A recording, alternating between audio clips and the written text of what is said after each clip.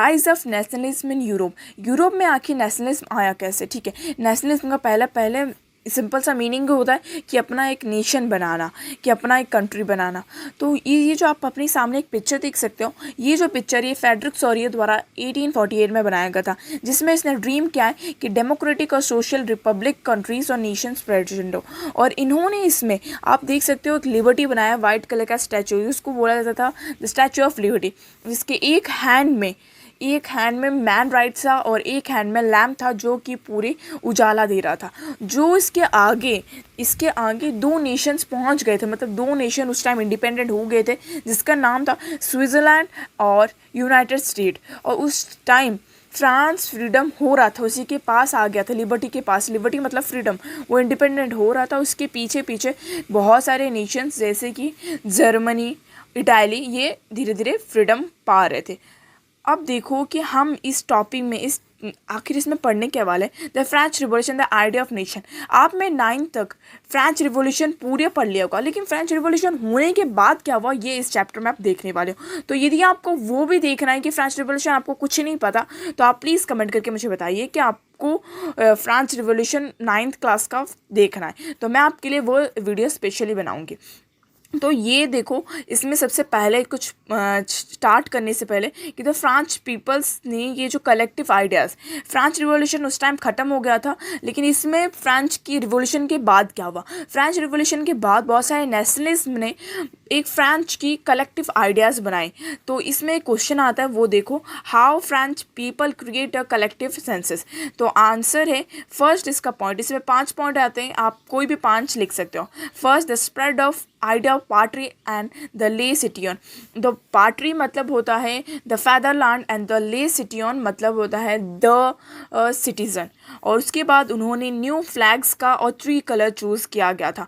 और फिर ईस्टर्न जो थर्ड पॉइंट है, स्टेट जनरल, आप स्टेट उस टाइम पढ़ चुके होंगे, तो स्टेट जनरल था वो एक्टिव सिटीजन के द्वारा चुना गया, मतलब उसके बाद जब रिवॉल्यूशन होने के बाद। और फिर नेशनलिज्म जो थे वो नेशनल एक असेंबली उन्होंने बनाया, उसको एक न्यू नाम दिया, एक प्लेज लिया गया, बहुत सारे हाइम कंपोज किए गए, मार्टरीज ली गई, बहुत सब कुछ उस टाइम हुआ।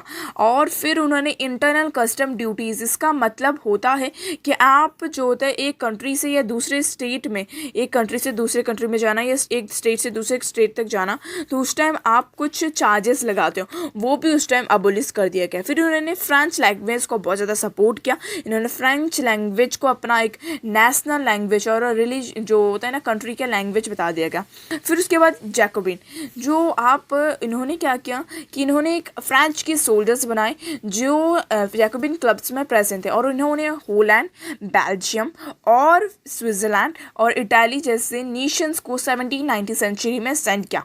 और ये जैकोबिन क्लब आप 9th क्लास में भी देख सकते हो, उसमें भी इसको बहुत ज़्यादा डीपली वो है। यदि आपको वो उस वीडियो को देखना है तो आप प्लीज़ कमेंट करके ज़रूर बताइए कि आपको वो वीडियो चाहिए, तो मैं आपको नेक्स्ट में वही वीडियो शो करवाऊंगी।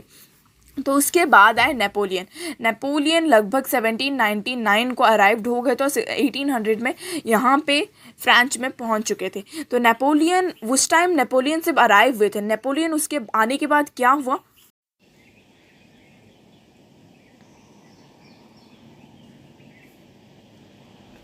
वो हम इस वीडियो में देखने वाले हैं कि नेपोलियन ने फ्रांस आके क्या पॉलिसी अपनाई, क्या उससे फ्रांस के लिए कुछ अच्छा किया या फिर कुछ बुरा। Let's start. नेपोलियन के आने के बाद उसने एक सिविल कोड रखा जो सिविल कोड ऑफ 1804 के नाम से जाना जाता है, जिसका दूसरा नाम होता है नेपोलियनिक कोड। ये भी एग्ज़ाम में बहुत पूछा जाता है। इसमें हुआ क्या था, इसमें कोड में आखिर क्या है वो देखते हैं। इसका पहला पॉइंट है एबलाइज्ड बर्थ प्रिविलेजेस। बर्थ से जुड़े हुए जितने भी प्रिविलेजेस थे कि आपको टैक्सेस पे नहीं करना, ये सब कुछ हटा दिया गया।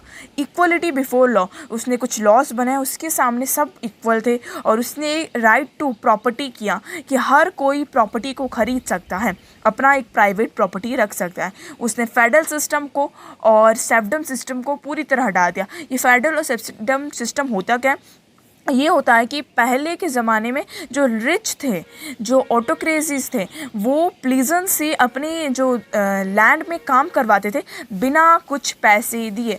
वो फ्री में उनसे काम करवाते थे और दिन से लेकर रात तक। तो ये भी चीज़ हटा दी गई। फिर फोर्थ में पॉइंट ये है कि improved transport and communication system. इन्होंने ट्रांसपोर्ट और कम्युनिकेशन सिस्टम को बहुत इम्प्रूव कर दिया। उन्होंने जैसे कि कस्टम बैरियर्स को हटा दिया, जिससे उनको बहुत ज़्यादा ईजी हुआ, जिसके कारण जो बिजनेसमैन थे वो बहुत ज़्यादा खुश रहने लगे। उन्होंने यूजुअल जो वो वेट की और मेज़र की कुछ स्टैंडर्ड फॉर्म्स को लाया, जिनके कारण जो डिस्क्रिमिनेशन होता था वेट के कारण और पैसे की जो इक्वल करेंसीज भी इन्होंने पूरी कंट्री में अपनाया फ्रांस में। फिर इनके कुछ लिमिटेशन थे जिसके कारण नेपोलियन तबाह हो गया। ये भी पूछा जाता है कि नेपोलियन ने क्या गलत किया। तो फिर फ्रांस में उसने वो वॉर्स के कारण वो इंक्रीज़ कर दिया टैक्सेस। उसने टैक्सेस जैसे ही इंक्रीज़ कर दिया और तो फिर लोगों को अच्छा नहीं लगा। फिर उसने सेंसरशिप अप्लाई कर दिया, जिसके कारण कि जो भी चीज़ मीडिया में आती थी वो पहले नेपोलियन के पास जाने लगी। फिर उसने सारे लोगों को, जितने भी मैंस थे, उनको फोर्स किया कि वो आर्मी को ज्वाइन करे। वो चाहती नहीं थी ज्वाइन करे आर्मी, लेकिन वॉर के कारण वो नेपोलियन था, वो जो मैन था फ्रांस मैन को फोर्स करता था कि तुम ज्वाइन करो आर्मी। फिर क्या हुआ, 1815 में नेपोलियन हार गया, डिफीट हो गया और 4 कंट्री ने उसे हराया था, जिसका नाम है ब्रिटेन, रशिया, पर्शिया, ऑस्ट्रेलिया। और ये चीज़ आपने वो 9th क्लास में फ्रेंच रिवॉल्यूशन में बहुत अच्छी तरह समझा होगा। फिर उसके बाद क्या वो ये इस वीडियो में हम इसके जो नेक्स्ट वीडियो में पार्ट 2 में देखने वाले। तो thanks for watching this video. तो पार्ट 2 देखने के लिए इस वीडियो को लाइक से सब्सक्राइब ज़रूर कीजिए, ताकि आपको मेरा अगला अपडेट मिलता जाए।